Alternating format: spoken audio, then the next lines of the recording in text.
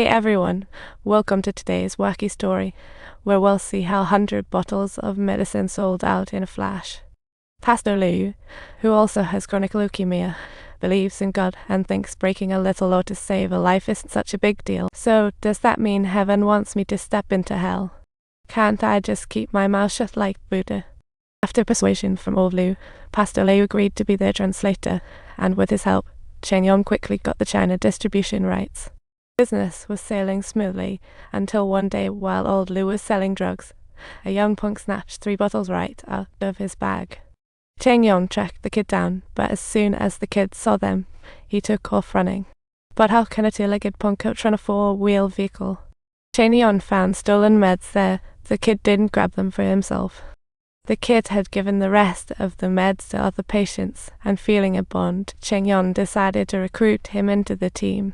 As India's glycomide proved effective and cheap, more people sought meds from Chen Yong. Chen Yong struck gold, clearing his debts and even scrounging up enough for his dad's surgery. Huge thanks to everyone for their trust. So he handed out red envelopes and took everyone to a bar to celebrate.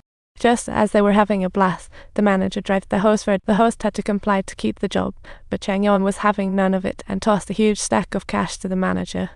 Chen Yong insisted that the manager take the stage himself. Will he dance? We'll just have to wait and see.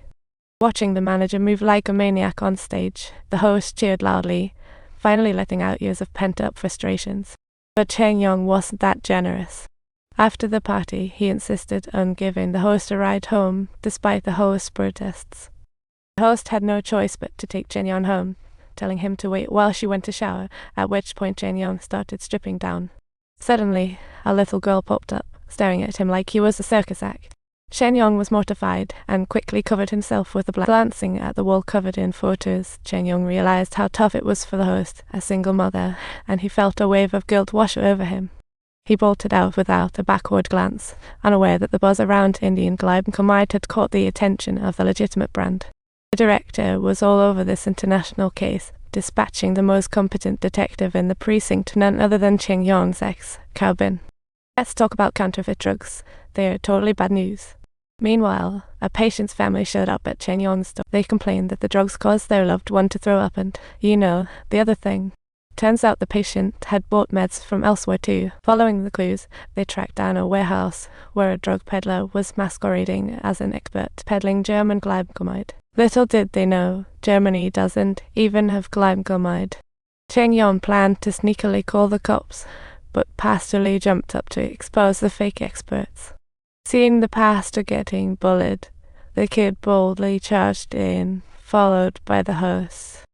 Chen Yong wanted to sit this one out, but had to jump in when he saw the scene, only for the counterfeiters to vanish by the time the cops arrived. At the crossroad, Chen Yong suddenly asked, "So, are your issues deeply rooted?" Threatened by hefty penalties, Chen Yong felt a twinge of doubt. In gratitude, old Liu passionately invited him to dinner. Old Liu had considered drastic measures in the past, but the moment his kid was born, he couldn't bear the thought of leaving after just hearing the word. Old Lu's wife prepared a grand feast and raised a glass to Chen Yong. Thanks to him, their family's hope was rekindled. Chen Yong felt deeply moved, realizing that in his quest for profit, he had become a beacon of hope for a family. Meanwhile, as Cao Bin dug deeper, he found that Indian glycomide wasn't a counterfeit at all.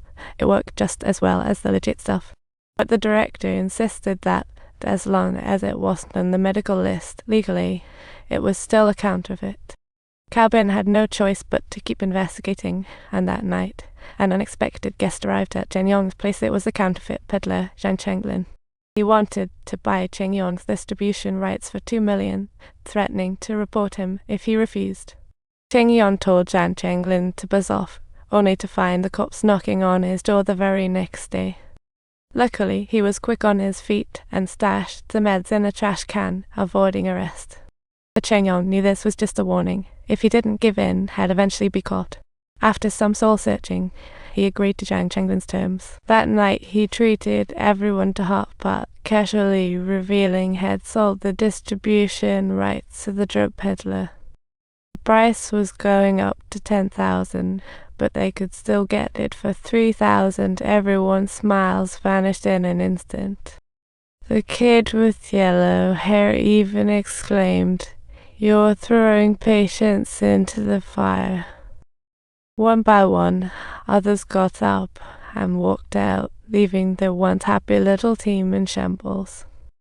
A year flew by, and Cheng Yong used that 2 million to open a clothing factory, Noah's snazzy little boss. One day, Old Lust's wife approached Chen Yong, asking him to help source some more Indian glycomide. Chen Changlin's prices were on the rise, and now cheap meds had all but vanished from the market. But Cheng Yong was in a hurry to sign contracts and said he'd visit old Lu in a few days. The woman clung tightly to his hand as if it were her last lifeline. Cheng Yong was about to speak, but her client in the back kept honking, forcing him to have the security drag the woman away. Watching her sink to her knees in despair, Cheng Yong felt a knot of guilt and sorrow in his chest. I think this story is interesting.